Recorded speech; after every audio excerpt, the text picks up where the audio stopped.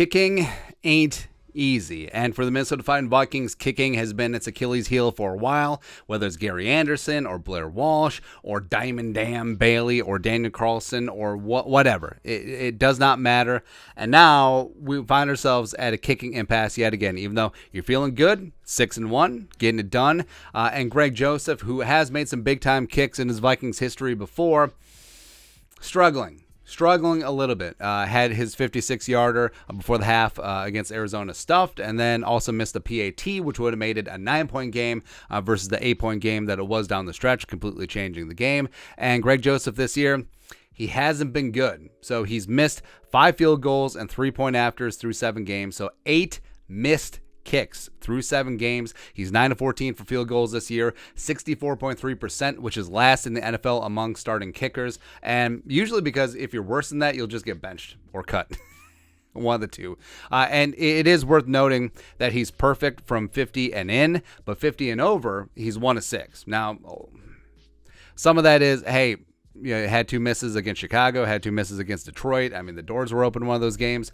But he is third leg Greg. He is G-Reg. He's supposed to be a long distance specialist. That's what's so appealing about him is his massive leg, but he hasn't gotten it done. And also he's missed thrice point afters this season, which frankly, even though they backed it up from the 2, it's still unacceptable, man. But there's been a lot of clamoring from the fans. Cut Greg Joseph, time to move on, all that stuff. But I actually don't think that they will, for a number of reasons. Number one, even though hashtag the cap is a myth.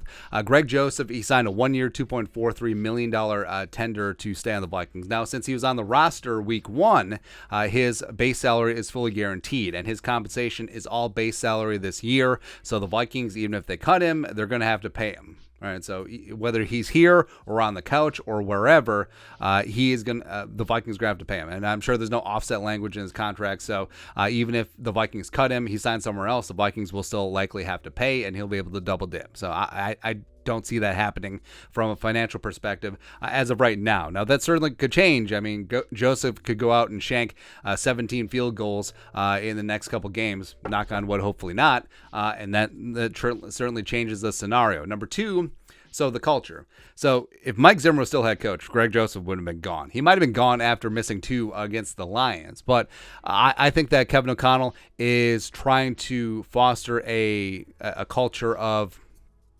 lifting each other up, of, hey, Greg Joseph, you missed a field goal. We made a play here before. You made some big-time kicks, and we didn't make plays, so we are a team. We are as one. We are as a family, etc. And I think that Kevin O'Connell and Kwesi are going out of their way to try and foster that, where, hey, this is a family, this is a team, we are one unit, versus it seemed like at times, and occasionally I felt bad for the kickers, whether it be Blair Walsh, whether it be Daniel Carlson, whether it be Diamond Dam Bailey, where it seemed like under the previous regime, they were just scapegoated, right? Like all the team's problems were on the kicker, even though, hey, how come the offense didn't score a touchdown? How come they were settling for field goals? How come the defense gave up these points where you needed a game-winning field goal? All these things, right?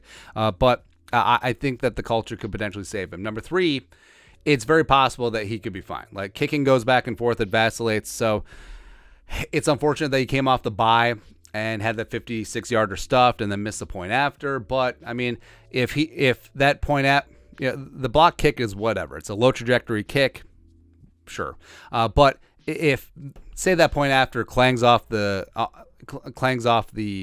post and goes in, we're not really having this conversation right now. So it really is a little bit of being stuck in the moment, prisoner of the moment, because it didn't make a big-time impact of making that a 2-possession game versus keeping it an 8-point game later on in the quarter. So it completely changed the landscape of the final stanza of that game. So I think that he could work through this.